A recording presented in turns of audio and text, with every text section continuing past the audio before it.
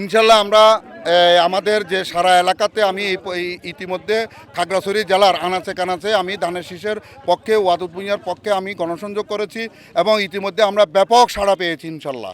পাহাড়ি, বাঙালি, হিন্দু, বৌদ্ধ, খ্রিস্টান সকলেই আমাদের ওয়াদুদ ভূঁইয়াকে ভালোবাসে এবং ওয়াদুদ ভূঁইয়াকে ধানের শীষে মার্কায় ভোট দিবে বলছেন এবং কাজও করতেছেন। সকলেই কাজ করতেছেন, সকল পাহাড়ি সেক্টরে আমাদের পক্ষে ওয়াদুদ ভূঁইয়ার পক্ষে কাজ করতেছেন, ধানের শীষের পক্ষে কাজ করতেছেন।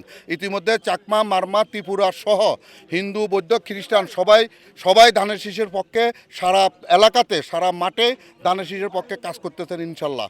আর আমরা নির্বাচিত হলে আমাদের লিডার এমপি হলে এই এলাকার উন্নয়নের স্বার্থে সকল স্তরে সকলের জন্য কাজ করবেন। এখন সকল ঘরে ঘরে কর্মসংস্থানের ব্যবস্থা করবেন। ইতিমধ্যে আমরা এরকম বলে আমরা ইনশাল্লাহ সাড়া পেয়েছি।